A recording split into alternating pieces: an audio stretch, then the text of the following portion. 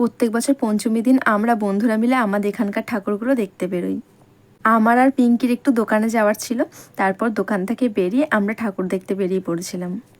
ঠাকুর তো দেখতে বেরিয়েছি, কিন্তু বারবার শুধু এটাই মনে হচ্ছে এবারে পুজো যেন কেমন বেরঙিন, ফ্যাকাশে, অন্য বছরের মতো নয়।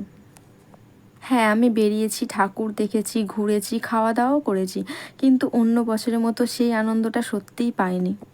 তো দু জায়গায় ঠাকুর দেখে আমি একবার বাড়ি এসেছিলাম, মায়ের জন্য চটপটি কিনেছিলাম সেটা দিতে। তারপর আবার সবাই মিলে বেরিয়েছিলাম সামনাসামনি কয়েকটা ঠাকুর দেখে। এখন রিজুদের বাড়ি চলে এসেছি, কারণ আজ উজ্জ্বল আর সহেলির বার্থডে সেলিব্রেট করা হবে তার জন্য।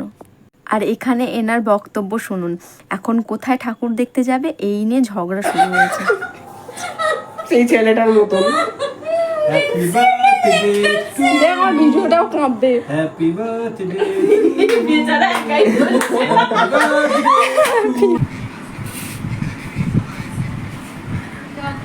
না রে, তাহলে তো মায়াটা ঠাকুরের মূর্তি হবে, বেশ একটা সুন্দর লক্ষ্মী গণেশ হবে।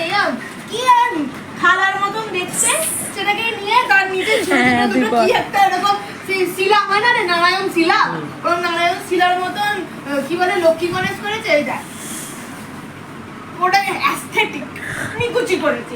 তাহলে তুই বল তুই কোথায় নিয়ে যাবি, কোথায় যাবি তুই বল। এরকম করবে তা না, দুর্গা ঠাকুর অ্যাস্থেটিক হয়ে গেছে।